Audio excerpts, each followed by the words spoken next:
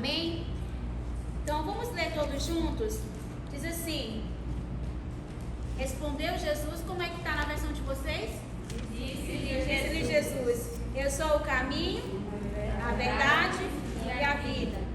Ninguém vem ao Pai senão por mim. Ah, mas não ficou bonito não, desculpa. Vamos fazer de novo? Então no 3. 1, 2, 3. Disse-lhe Jesus: eu sou o caminho, a verdade e a vida.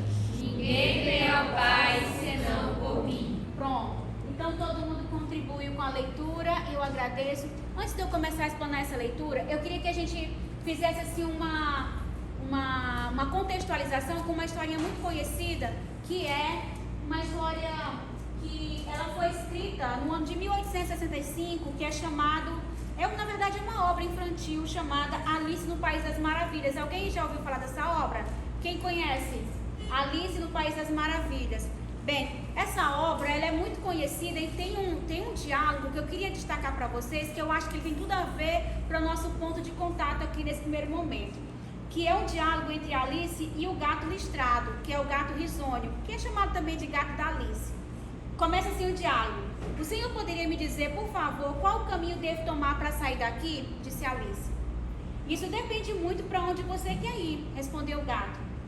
Não me importo muito para onde eu vou, retrucou Alice.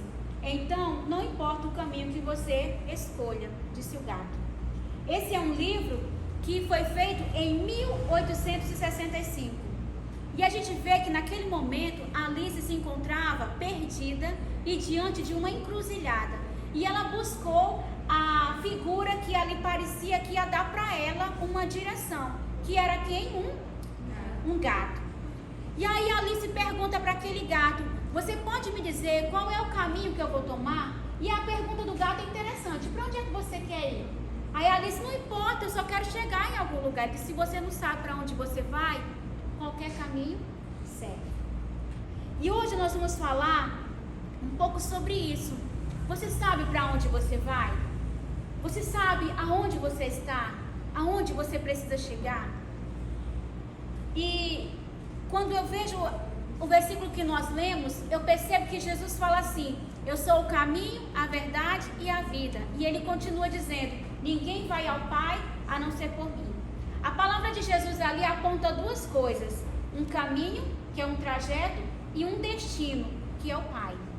Alice fala também de um destino, só que Alice não sabe qual é o destino dela. E o gato diz para ela que para ela saber aonde ela precisa chegar, que é o destino, ela precisa saber, para ela saber qual é o caminho que ela precisa chegar, ela precisa saber qual é o seu destino. Então a gente muitas vezes se encontra perdido na nossa vida porque a gente não sabe ou não tem consciência de qual é o nosso destino. Para caminhar com Jesus, eu preciso saber que Ele é o caminho, mas Ele também aponta para um destino. E qual é o destino que Jesus nos aponta? O Pai.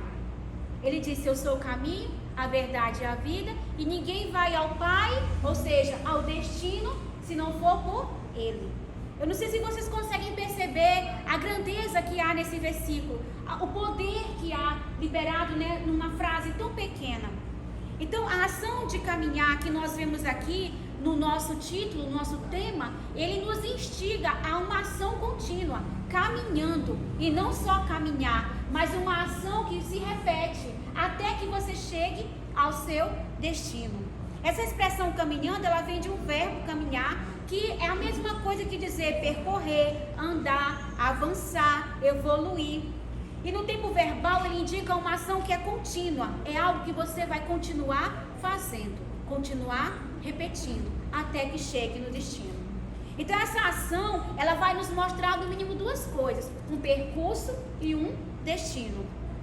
E no versículo Jesus vai dizer, e ele deixa claro, que ninguém vai ao Pai se não for por Ele. Então ele já coloca a responsabilidade de te conduzir para o destino certo sobre Ele. Não sobre seus pais, não sobre você, mas sobre Ele. E aí a gente percebe o seguinte, que assim como a Alice, na obra que foi mencionada, muitos dos jovens se encontram perdidos diante de muitas encruzilhadas na vida. E por mais incrível que possa parecer, naquele momento que Jesus falou com os discípulos, lá no capítulo 14, havia discípulos que estavam meio confusos. Se você olhar aí na Bíblia, no capítulo 14, que a gente acabou de ler, volte aí para o verso 1. Jesus fala assim, olha, não se perturbe o vosso coração. Credes em Deus, credes também em mim. Na casa do meu Pai há muitas moradas. E se não fosse assim, eu vos teria dito, vou preparar-vos lugar.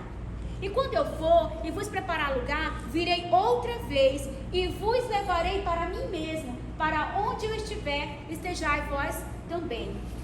Mesmo a vós sabeis para onde eu vou e conheceis o caminho. E aí no verso 5, olha só que interessante, o que Tomé diz no verso 5? Senhor, nós não sabemos para onde vais, e como podes dizer que nós sabemos o caminho? Olha só, quantas vezes a gente pensa assim, quem anda com Jesus sabe o caminho, tem que saber, está andando com ele, sabe, né? Mas os discípulos não sabiam, eles estavam andando com Jesus, mas estavam confusos. E aí Tomé pega e diz, Senhor, como é que tu diz que a gente sabe onde é o caminho, mas a gente não sabe. Aí Jesus vai e fala no verso 6, e disse-lhe Jesus, eu sou o caminho, a verdade e a vida, e ninguém vai ao Pai a não ser por mim. É como quem dissesse assim, vocês estão andando comigo, e vocês não sabem que sou eu o caminho. Quantas vezes a gente está perdido ao lado de Jesus?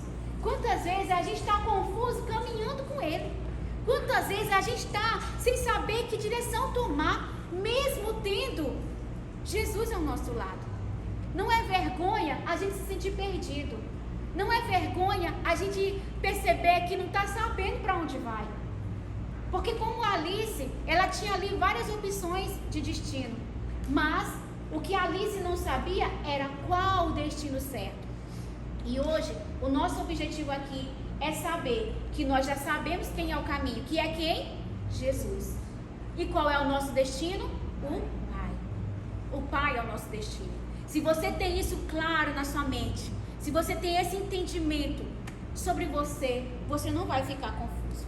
Então, no diálogo, eles estavam demonstrando com Jesus ali, os discípulos, que eles estavam meio confusos. Jesus estava certo de que eles sabiam qual era o destino, mas os discípulos não sabiam. Eu estava conversando com os meus filhos e meu marido essa semana, e eu falando sobre isso. Às vezes a gente pensa que os discípulos já sabiam de tudo, né? Só que os discípulos, hora por outra, nos colocam assim numa situação... Gente, vocês já deviam saber disso, mas eles não sabiam. Eles não sabiam. E aí a gente vê aqui que os discípulos precisaram ser lembrados que o caminho era Jesus. Então, esse episódio pode acontecer com qualquer um de nós. De alguém chegar pra gente e dizer assim, ah, você vai ser médico. Ah, você vai ser advogado. Ah, eu sei o que tu vai ser, porque teu pai é isso, tu vai ser isso. As pessoas acham que sabem o caminho da gente, que você talvez nem saiba ainda, mas as pessoas já acham que sabem onde você vai. As pessoas querem te medir pelos outros, por si mesmos. Eles querem dizer aonde que você vai chegar, tomando ele por base. E isso nos frustra demais. Isso é tão cansativo, isso é tão doloroso, de você ficar sendo medido pelos outros. Ah, tu tem que fazer isso, ah, tu tem que fazer aquilo. Então, a gente fica muito na dúvida. Qual é o caminho que eu tenho que seguir? E por vezes, essa situação de dúvida acontece porque são tantas opções, não é? São tantas opções, você tem muitos leques de opções. Você hoje tem todos os caminhos possíveis que você possa fazer. E a gente fica perdido porque é um curso, é uma formação, é um casamento. O que é? São tantas coisas para fazer que a gente fica assim meio que, meu Deus, será que eu vou dar conta?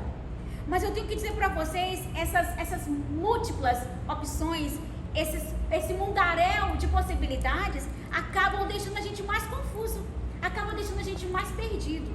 E nesse caso, a gente fica se cobrando. A gente fica se cobrando.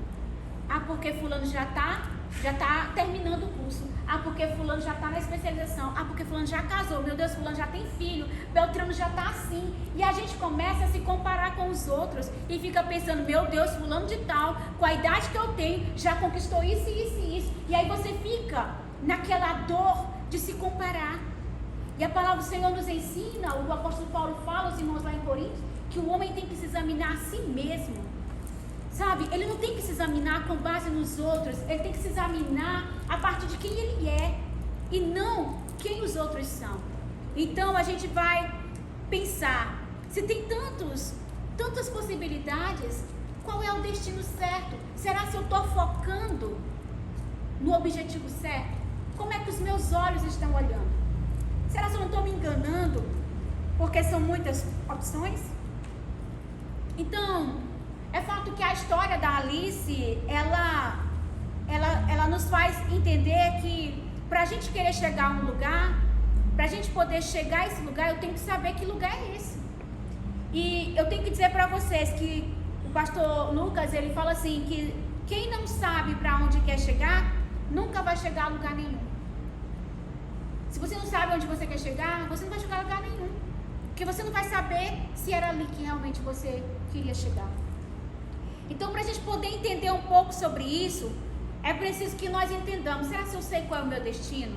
O meu destino é mesmo me formar em enfermagem? O meu destino é mesmo conquistar uma profissão estável? O meu destino é ter o conjunto da tapoé melhor que eu puder? É esse o meu destino? Qual é o meu destino? O meu destino final. E aí eu fico pensando, vocês podem dizer, irmã, não tem nada a ver com o que você está perguntando. Você veio aqui para falar de caminhar com Jesus. Você veio aqui para falar de uma coisa e você está falando de outra. Isso é muito invasivo, né? Querer saber se eu sei qual é o meu destino. Então eu tenho que dizer para vocês, essa vida, que vocês são jovens, ela é muito rápida. Ela passa de forma muito efêmera, muito violenta e rápida. Então se você percebe que a vida é rápida, você precisa saber que você não pode ignorar o seu dia do amanhã. Você não pode ignorar o seu destino final. Você não pode ignorar a sua eternidade. Então, para você, o que é o seu destino não é a carteira assinada, não é a CLT, não é a fama, não é o seu destino final, não é uma aliança, o seu destino final não é um diploma, o seu destino final é a eternidade. Compreendem? O seu destino final é a eternidade. Você vai transitar aqui pela profissão, pelo casamento, pelos amigos, porém, eles estão no percurso. Eles não são o seu destino final. Aleluia! Eles não são o seu destino final. O seu destino final é o Pai. O seu destino final é estar nas mansões celestiais com o Pai. Todas essas outras coisas que distorcem nosso pensamento, todas essas outras coisas que ocupam a nossa mente, são distrações do seu foco no destino final. Tudo isso tira de você o deslumbre da eternidade. Sabe, os likes, os compartilhamentos, as coisas desse tempo, da internet, do movimento, dos hypes. Tudo isso tem que estar no percurso, não é o seu destino final. E se você está dizendo, se você está entendendo, diga amém. Amém. Aleluia. E aí, para ilustrar melhor esse caminhar com Deus, esse percurso sendo traçado, eu quero falar de a história de um homem que a Bíblia diz que ele caminhou com Deus. E ele se encontra no livro de Gênesis, no capítulo 5. Aí você volta para Gênesis, abre aí, em Gênesis, no capítulo 5, do verso 18 ao 24. E aí, se alguém quiser me ajudar lendo, Gênesis, capítulo 5, do verso 18 ao 24. Quem pode me ajudar? Pode ficar de pé? Gênesis 5, versículo 18 ao 24. Jared tinha 162 anos quando seu filho Enoque nasceu. Depois disso, Jared viveu mais 800 anos. Ele foi pai de outros filhos e filhas, e morreu com 962 anos de idade. Quando Enoque tinha 65 anos, o seu filho Matusalém nasceu. Depois disso, Enoque viveu em comunhão com Deus durante 300 anos e foi pai de outros filhos e filhas. Enoque viveu 365 anos. Ele viveu sempre em comunhão com Deus e um dia desapareceu, pois Deus o levou. Até o... Isso, obrigada, até o 24. Gente, olha só que incrível. Essa contagem dos anos, né? 300 anos, 400 anos em um tempo diferente do nosso. Não vou entrar nesses detalhes, mas dá para vocês verem que as pessoas viviam longínquamente. Tinha uma vida aí que era por muitos e muitos anos. A terra não tinha a corrupção que tem hoje na natureza, no ambiente. Então, as pessoas viviam mais porque os alimentos eram diferentes, o ecossistema era diferente. Então, vamos passar para entender quem é esse homem que andou com Deus.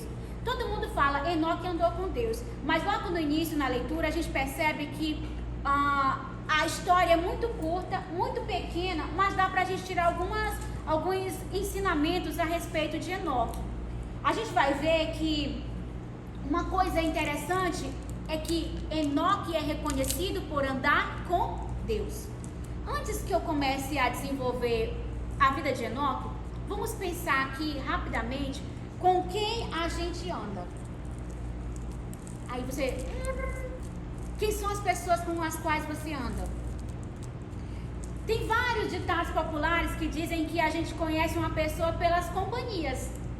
Há uma boa companhia, sinal de que é uma boa pessoa. Uma má companhia, sinal de que é uma má pessoa. E se a gente parasse para pensar, as pessoas com as quais a gente anda têm contribuído para a gente chegar ao nosso destino, que é o Abba, que é o Pai? Será que as pessoas com as quais nós nos relacionamos nos nossos ambientes sociais e espirituais, emocionais, são pessoas que contribuem para isso? Aí você fica com essa pergunta e a gente vai para a história de Enoque. É uma história bem pequena, que pega aí poucos versículos, do 18, né, apenas ao 24. Então não é uma história tão longa, mas dá para a gente ver que ela começa falando que os pais dele viveram tantos anos, tiveram tantos filhos, e com 65 anos de idade ele teve seu filho Matusalém. Ele já tinha tido filhos e filhas e teve Matusalém. E de repente, quando ele fez 65 anos que ele teve Matusalém, ele decidiu andar com Deus. Olha, a Bíblia não deixa claro o que aconteceu, porque até 65 anos ele não andava com Deus. Ele vivia uma vida sozinho, sem Deus. E a gente percebe que a gente não consegue entender qual é a razão que fez com que ele mudasse de caminho, mudasse de forma de andar. Mas a gente consegue perceber que alguma coisa aconteceu com ele que fez com que ele mudasse de caminho. Vocês estão percebendo? Até 65 anos ele não andava com Deus. Depois de 65 anos, até 365 anos, ele andou com Deus. Por 300 anos, Enoque andou com Deus. Então, houve alguma coisa na vida de Enoque que fez com que ele mudasse a rota da vida dele. Houve alguma coisa que fez com que ele mudasse o jeito de caminhar.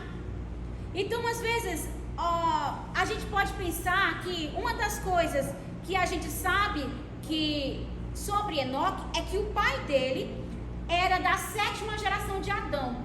Então, o pai de Enoque, ele era da linhagem de Adão, que era o primeiro homem. Com certeza, eles ouviram falar da criação de Adão no Éden. Eles já tinham ouvido falar que Deus se relacionava com o homem. Eles já conheciam as histórias. Mesmo que não tivesse a Bíblia ainda escrita, mas eles já conheciam quem era Deus. A gente vê que os 300 anos que ele passou andando com Deus, mostra que havia algo que impactou tanto Enoque, que fez com que ele jamais abandonasse o Senhor novamente. É interessante que muitos de nós aqui nasceu no Evangelho. Outros vieram para o Evangelho por algum outro motivo, em algum momento da sua vida. Outros, pode ser que alguma coisa vai acontecer, que ele vai se decepcionar, ou com a igreja, ou com alguém, e ele vai sair da igreja. Porque no percurso, a gente pode caminhar, a gente pode cair, a gente pode sair, não é assim? Então, o percurso, ele é um trajeto no qual você pode tropeçar, no qual você pode escorregar, no qual você pode cair, mas você também pode levantar. E o que eu percebo com Enoque é que o primeiro momento da vida dele, ele caminhou sem o Senhor. nesses primeiros 65 anos de vida dele, ele andou sem Deus. Enoque cresceu ouvindo as palavras dos velhos, falaram sobre a respeito do Senhor, sobre a criação do universo, sobre como Deus criou o homem lá no Gênesis. Ele ouviu tudo isso, mas ainda assim, sabendo da grandeza de Deus, ainda assim não andava com Deus. Mesmo assim, decidiu seguir o seu próprio caminho. Quantas vezes a gente vê pessoas que são inteligentes, estudados, conhecedores das ciências, da tecnologia, de ciências sociais, das relações, mas não andam com Deus? Vocês conhecem pessoas assim? Um professor universitário que é o cara sabido, inteligente, mas que ignora a existência de Deus, que ignora a grandiosidade do Senhor, ignora, acha que crente é alienado. É uma pessoa que tem muito conhecimento, mas escolhe não andar com Deus. Então, poderia ser qualquer motivo que fez com que Enoque não andasse com Deus. Talvez ele era rebelde, né? Ele era jovem. Isso aí é só balela, não sei o quê. Muitos jovens se consideram rebeldes. E aí a rebeldia maior deles é ir contra Deus, bater de frente com Deus. Vocês já viram jovens assim, que fazem de tudo para debochar de crente, debochar da palavra, debochar do reino? Gente que faz de tudo para fazer aquele estardalhaço negativo contra Deus, que parece que está fazendo de propósito. Demora pouco, o final é triste. Então existem muitos casos que pode levar a pessoa a desejar andar longe do Senhor. Então ele era um homem comum, como muitos de nós, que talvez achava que era suficiente. Eu posso chegar nesse curso por minhas próprias forças. Eu posso conseguir esse emprego porque eu tenho conhecimento. Eu posso casar com essa pessoa porque eu sou bonito, porque eu sou isso, sou aquilo. Eu posso fazer isso porque eu posso. Então há um nível de pessoas que acham que são autossuficientes e que não precisam de Deus. Talvez Enoque poderia ser assim. Talvez esse era o Enoque até fazer 65 anos. Mas a Bíblia diz que quando Matusalém, o filho dele, nasceu, ele decidiu andar com Deus.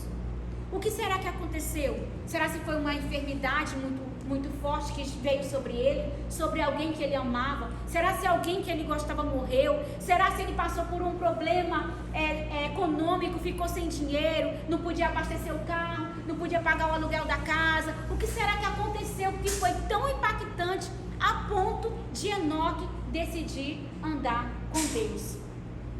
E aí eu fico assim, pensando, eu fico tentando imaginar, meu Deus, foi algo muito forte. Quantos de nós vemos pessoas que chegam na casa do Senhor totalmente destruídos? Ou pelas drogas, ou pelo algum tipo de vício, ou pelo álcool, ou pela pornografia, ou pela prostituição, coisas que adoecem o corpo físico e o corpo espiritual, coisas que adoecem a mente, coisas que podem ser tão destrutivas que eles dizem, eu não tenho mais saída, eu não tenho mais para onde ir, só o Senhor. E as pessoas até criticam, dizendo assim, já foi bandido, agora não deu mais nada, deu um crente. Essa frase só mostra uma coisa: quando o homem chega no fundo do poço, quando o homem chega no último nível de dor, ele corre para onde? Ele corre para o Senhor. E toda a glória a Ele, porque nós podemos correr para Ele. Toda a glória a Ele, porque quando não há mais para onde ir, a gente tem os braços dele. Amém? Amém. Aleluia. Então, o que foi que aconteceu antes com ele, não importa. O que importa é que aquilo que aconteceu levou ele para o Senhor. Mas não levou ele de qualquer forma, levou ele de forma integral. Foi tão poderosa a forma como ele foi levado para o Senhor, que a gente vai ver lá em Hebreus, nos heróis da fé, o nome de Enoque, dizendo que ele andou com Deus e ele foi levado, ele nem passou pela morte. Tamanho era a amizade dele com o Senhor. Então não importa o que aconteceu até hoje meio-dia, no seu andar com o Senhor, o que importa é daqui para frente, o que importa é de agora para frente, como você vai andar com Ele. Gente, eu fico impressionada com o nível de relacionamento que alguns homens na Bíblia tiveram com o Senhor, a ponto dele esconder o corpo, dele levar o corpo para ele. Ele não deixou nem o corpo de Enoque, assim como ele fez com Moisés. Ele era tão amigo de Moisés que nem o corpo de Moisés foi tocado. Então eu fico pensando que há sim um nível de relacionamento, há sim um nível de caminhada com Jesus que é tão diferenciada, que é tão poderosa, que ele guarda nos mínimos detalhes. Então, não importa o que foi que fez com que ele mudasse radicalmente, o que importa é que esse homem passou a viver de maneira diferente, e isso agradou a Deus de tal forma que ele foi considerado alguém que agradava a Deus. E lá em Hebreus capítulo 11, verso 5 diz: pela fé, Enoque foi arrebatado, de modo que não experimentou a morte. Uau! Sabe o nível de amizade? Sabe o nível de confiança? Sabe o nível de caminhar junto? Eu estou com você e você está comigo, e não há nada que nos separe. Foi Enoque com o Senhor, e ele não permitiu que ele visse a morte. Às vezes a gente quer passar por coisas, Senhor, me livra disso, mas não é fiel na sua caminhada com Ele. Você quer viver o melhor de Deus nessa terra, mas você não dá o melhor que você pode para Ele. Você quer dele, mas você não faz nada por Ele. Todas as vezes que nós nos aproximamos do Senhor, nós só pedimos, mas nós não damos para Ele. Senhor, o que eu posso fazer para que teu dia seja melhor? Senhor, eu quero ser aquela que vai vir aqui e perfumar os teus pés. Senhor, eu quero ser aquela que vai te adorar como tu mereces, ó Pai. Glória a Deus, aleluia. E aí diz que ele, de modo que ele não experimentou a morte. Ele já não foi encontrado porque Deus o havia arrebatado. Pois antes de ser arrebatado, recebeu o testemunho de que tinha agradado a Deus. Uau! Ele agradou o Senhor. Eu não sei se isso queima seu coração, mas queima muito forte o meu. Sabe, agradar o Senhor deve ser o ponto mais alto da nossa vida. Agradar o Senhor deve ser aquilo que nos movimenta todos os dias. Nos mover em direção ao amor dEle, à vontade dEle, para que Ele se agrade de nós. O que Enoque viveu depois dos 65 anos não dá para se comparar com os 65 anos anteriores. Foram 300 anos caminhando lado a lado com Jesus, caminhando com o Senhor, vivendo com Ele de tal forma que Ele disse: você não vai morrer. Você não vai morrer. É um nível de andar, é um nível de relacionamento que eu quero que o Senhor faça nas nossas vidas. Que Ele faça com vocês. Que vocês sejam diferentes. Que vocês possam refletir um nível de intimidade com o Senhor a esse ponto. Então eu penso que o momento mais oportuno de nós pensarmos o que é andar com o Senhor, para que eu possa entender que andar com o Senhor é caminhar com Ele. Um texto que muito mostra pra gente a diferença, quem anda com Deus e quem não anda, é o Salmo 1. Se você puder abrir o Salmo 1, no Salmo 1 vocês vão ver uma comparação de quem anda com Deus e quem não anda com Deus. Quem pode ler aí os primeiros versículos pra gente? O Salmo 1, o verso 1. Quem pode ajudar? Felizes são aqueles que não se deixam levar pelos conselhos dos maus, que não seguem o exemplo dos que não querem saber de Deus, e que não se juntam com os que zombam de tudo que é sagrado. Lê mais. Pelo contrário, o prazer deles está na lei do Senhor, e nessa lei eles meditam dia e noite. Olha só, tá claro, no verso 1, quais são os felizes aqueles que não andam segundo o conselho dos ímpios, ou feliz é o que não segue o conselho dos ímpios. Então, para eu saber se eu estou caminhando com o Senhor, a primeira coisa é saber quem são as pessoas que eu estou ouvindo.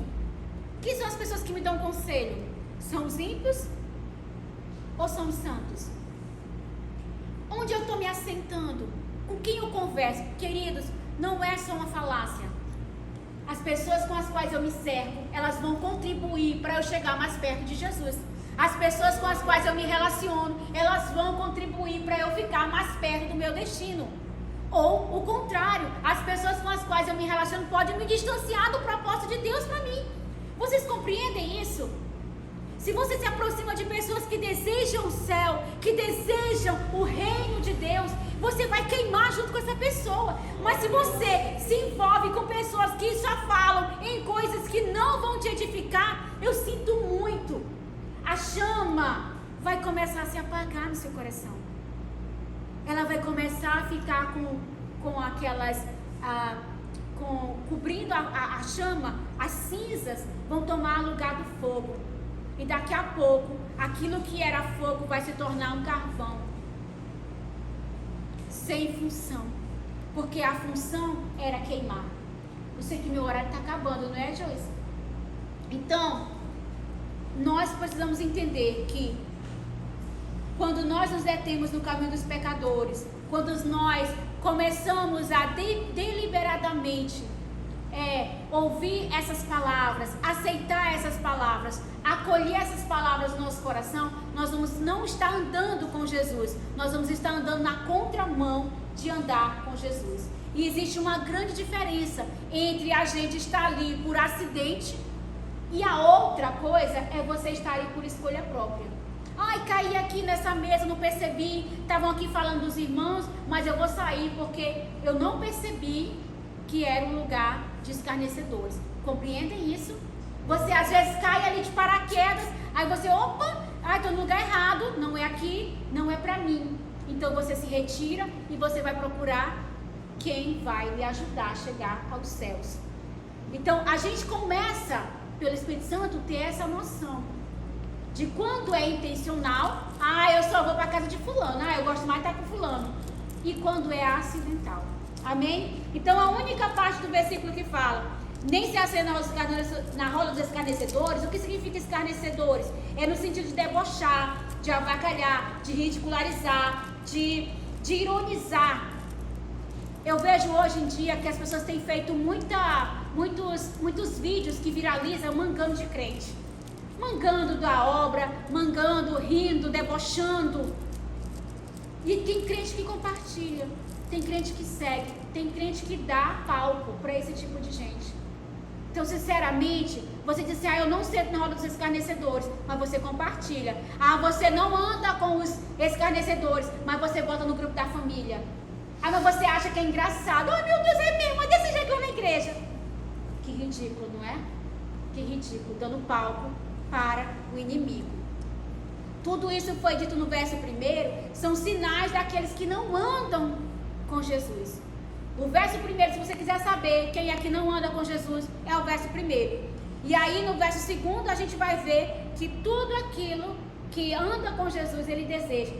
O desejo dele está na lei do Senhor e nela medita de dia e de noite. Uma coisa que eu falo sempre, antigamente era mais difícil a gente estudar a palavra, porque só tinha uma versão, a gente só conhecia a Bíblia só Almeida corrigida, e é uma linguagem bem obsoleta, assim, ultrapassada, tem termos e construções verbais que a gente quase não compreende, a colocação pronominal é muito difícil para a gente. Já hoje, nós temos tantas Bíblias que você vai ler que não foge do original, mas que é uma linguagem mais acessível, que você compreende melhor, que você consegue entender. Para mim, hoje só não lê quem não quer.